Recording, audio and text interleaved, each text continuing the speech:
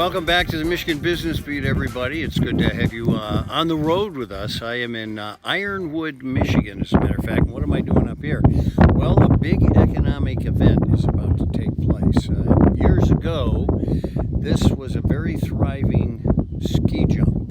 And as you know, the Europeans do a lot of skiing. Well, listen, it's a long story, and I'm going to let somebody who knows it better than I do talk about it, and that's Bob Jacquart. You will know Bob because you'll recognize him from Stormy Kromer.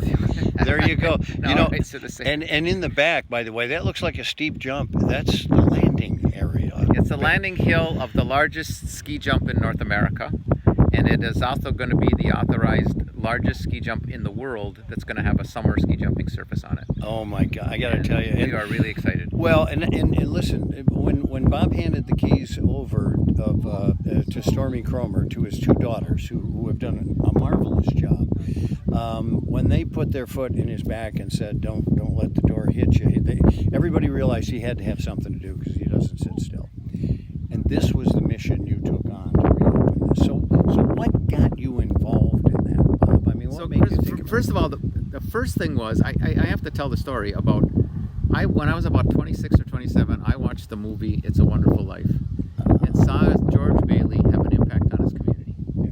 He didn't know it. You know, they had to come and show him at the end of the whole thing. I'm sure everybody's seen the story. And I thought, wow, that would be really cool if somebody I could do that. Yeah. This opportunity came on my lap simply because one of Stormy Kromer's foam rubber suppliers jumped off of this 54 times. Oh my! Oh, so that he was the connection. I had nothing to do with ski jumping. And Greg Winsberger was Jim McKay's color guy on Wide World of Sports. And Greg Winsberger is like the godfather, one of the godfathers of ski jumping in North America. He's just like really, he's a special guy. And he sent his regrets to not coming. But a delegation came to Ironwood to see if they could open this thing up. And Greg said to that delegation, "Why don't you go see if you can see my good friend Bob Jacquart?" And they showed him up my office, and I'm making hats for a living. And I'm like, okay, what do you want from me? Well, that equates. Yeah. And so as they were leaving, I just said to them, you know, first of all, I want you to feel welcome in my community. These are guys from international ski jumping, you know, right? Austria and Norway and Italy. And I said, and just another thing, I own this quirky hat business. And because of it, I know a lot of people in the state government. You know, if you want to call the governor's office, you know, at the time it was Rick Snyder. Yeah. And now it's, you know, the new governor, I'm fine with her until she, Gretchen takes hats all the time when she's going on trade missions and stuff. So I said, and I know the senators, you know, everybody loves Stormy Kromer. So I said, if you need that, they said, come to a meeting. Come to the meeting with us. And I saw a need. That I saw something that I could do to help. And I just jumped in. And I actually worked on this project full time for 4 years without even being a board member, because I had to earn the trust of the legacy board members, and you know, everybody in a small town, everybody that's listening that knows small towns knows what I'm talking about. But now it's just going really well. Well, my involvement comes from our friendship, and it was back to Stormy Kromer days. And and then you just knew what happened. And through Rick Snyder and everything else. And then when you got involved in this, I saw the economic impact, though, that you're going to have on your community with this event. Yeah, so Tom Nemechek, UP Visitors Bureau, is a friend of mine. He handles that. Along with the company that put on the Super Bowl Minneapolis, they did an economic impact, because that's what this is all about. It's $350 million in 5 years, and they both the people that put this together said it's conservative. Yeah. No, but we aren't. We're stuck a little bit because this is ARPA money that we got through the state of Michigan, through the DNR, has to be spent by the end of 26. But that whole thing that's happened to just about everybody, you get an estimate and the bids come in twice as much. That's what happened to us. Yeah. So we are half funded, but we have to get this thing going to get this done. The pressure's on now, somebody in this room, to find the other money. So anybody out there listening that has a contact with somebody who would be interested in naming rights or anything like that would be really appreciated. But that's where we're at.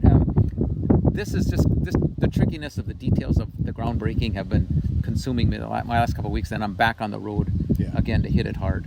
And so we are here today for the groundbreaking, and it should be fun. It's like I said, did you ever think that you would get to this day? No, it's pretty surreal. I mean, it's just really, really cool. And the people, you'll see today when you hear speakers, engineers and construction people, this is a defining moment for them. This is something so extraordinary and so difficult and so gratefully challenging. You know, they're just having a ball with this because They're going to pour a 5-inch concrete slab on what you see there, that 37-degree angle, and it's got to hold up to Ironwood, Michigan winters. Yeah, and there's rock moving below it as everything It's does. it's just really cool. It's really an engineering. So they can watch the copperpeak.com website. We're going to post pictures as it's progressing.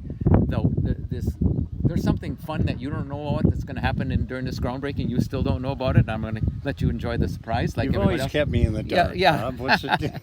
Who cares? What are old friends for? Yeah, that's right. Well, listen, I want to congratulate you on this thanks, day coming to thanks, fruition. thanks. And Yeah. on behalf of all the people up here, but all the people over around Michigan. We're gonna put Michigan on a different map in the world. You certainly It should be are. fun. Yeah. Okay. Yeah, Good. thanks. Good. Thanks for being with me, that was buddy. great. Appreciate it. All right, Bob Jacquart, you saw it, and there it is, the beginnings of it.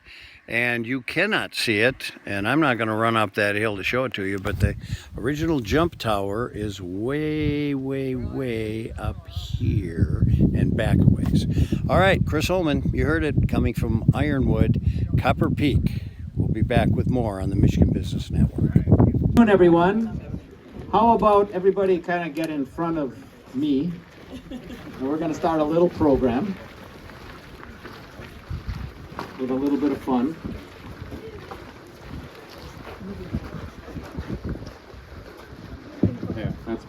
Yeah. So good afternoon. For those of you who do not know, I'm Bob Jacquart, and I'm one of the board members of Copper Peak. This tremendous thing that basically our forefathers built and had the vision of putting Ironwood and our region on the map, and I think this is the beginning of really doing something spectacular for that. And we couldn't be prouder. And one little thing that I just learned yesterday, I just heard yesterday that your net worth is your network, and this is our network. And our net worth is very high because we have a tremendous amount of supporters and volunteers and people from all over the world that are helping us succeed here. And I just want to make sure you all appreciate, know that how much we appreciate you. So just by way of introduction, we have board members here, left to right. Jim Durkee, he's the vice president, but all of this that's going on out here has been he's been out here hours and hours and hours every day for 2 or 3 months, cutting trees and doing all kinds of things. The amount of volunteer work Jim has put into this is just tremendous.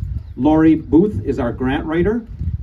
She's the one that's making all this money come in on a timely basis possible.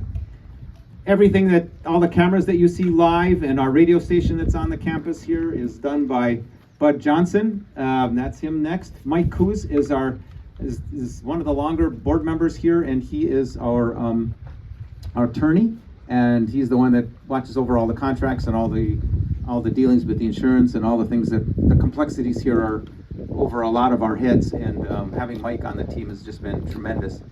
And Morgan Grassau is our CFO, and he's been handling the money and paying the books and overseeing this, the chalet and the adventure ride when it's running. And missing today are Yolanda Lozano, who I don't know why she's not here. She's a newer board member, and she's our secretary, and Steve Tiziani, and also everybody knows Charlie Supersinski, who RSVP'd and is he's the elder of the group, I think. Is Charlie older than you, Bud? Okay, all right. So the elder just didn't make it, and it's a little sad that he's not here. This is a big part of his life. There's a story about Charlie in 1994 that I would bore you telling, but this place wouldn't be here. It wouldn't have survived the 50 years that it's been here without Charlie, and it's a shame he's not here. So I want to just do a little program and go through a few people that are here on the stage, and I'll introduce them one at a time. But this thing is, what's going on in Copper Peak. We're going to do a little show next after this. We're going to, I guess the schedule of today is after we're done here, we're going to have a little ribbon cutting. And then anybody that wants to is going to get to go up to the top and have the construction project explained to you. There's going to be people along the way. Folks like Jim are going to be up there answering any questions about. This is a complex construction project, if you don't know, and you're going to hear more about it as the time goes on. And then after we're all back down here, you're all invited to Cold Iron Brewery. If you haven't gone in and gotten a couple of drink tickets inside, go get them. They're on the house on Copper Peak. And we're going to order pizzas depending on the number of people that show up. And then Travis from Bar Engineering is going to put on a little slide presentation of what actually is happening here, the details of engineering, so you can, the engineering, a lot of you will want to understand what really is going on here and how complex this is. And then after Travis, I will be taking you into the future of what's going to happen to the tower and what has happened so far once we get the money. And to be clear, this is set up for us. We have to, in order to stay in the lines of the $20 million grant, we have to complete something here. And so what this project is actually allowing us to do is finish this landing and get it into specifications, the new specifications from FIS. And then with slight modifications to the tower, with the short amount of money that we have, we will not be able to hold an international competition, but we will be able to have international ski jumpers in the winter and in the summer practicing here. And that's like kind of the first step, but if you talk to me, I will never let that happen, because we will finish this project and we will have a completed project as opposed to a half-completed project. But actually what we have promised the DNR and the grant that we got is that we will have, that we can get this ready for winter competitions. But hopefully there will be enough money to just keep going and finish the project to have competitions here. So the first person that I'd like to come and talk about this,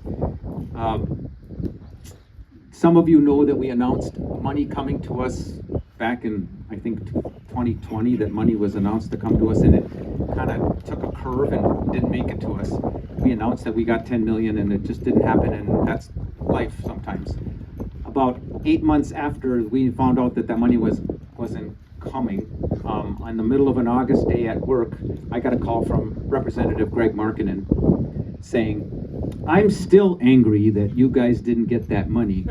Let's get something done right now." And so Greg took the bull by the horns and got us, and took the lead on getting us this $20 million that's along it. And with the help of our Senator Ed McBroom, and interesting, at the time it was Sarah Cambenzi, who is the representative. She's up here on the stage as well. So the team, and back then the UP had Democrats and Republicans, and they all said, there's no D or no R up here in the UP. We all have U's and P's after our names, not D's and R's. And they were all working together to help us get that money. And so this is kind of the team, and I'd like them to just to kind of speak, and then we'll move along as things go here. Representative? Thank you, Bob. Thank you. Thank the board. It's great to be here. You know, the only thing I've ever jumped out of is a plane, so I'm not going to go off this ski jump. But Copper Peak gets in your blood, and you know, you look at the impact that ski jumping has across Europe and other parts of the world.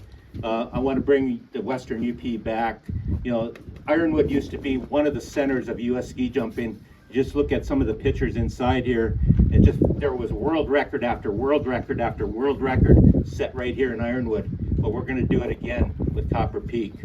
You know, it was a battle. We have a lot of allies down in Lansing now. A lot of my colleagues, both in the House and Senate, have been up here. They know what Copper Peak is about. They know the impact for the Western UP, and they're on our side. So you got to build a team. You got to have allies to get anything moved over in Lansing, and that's what we've done. So, and we're at this point right now. So it's been great working with the board, with all the other people involved in the community as well. Just overwhelming. You know, I sell it, I brag about it all the time in Lansing. Anyone that wants to listen, I'm there to tell them the story. You know, Bob and everyone else, it's just phenomenal. I can't say enough about it. So, thank you very much. 4, 3, 2, 1. Fire in the hole.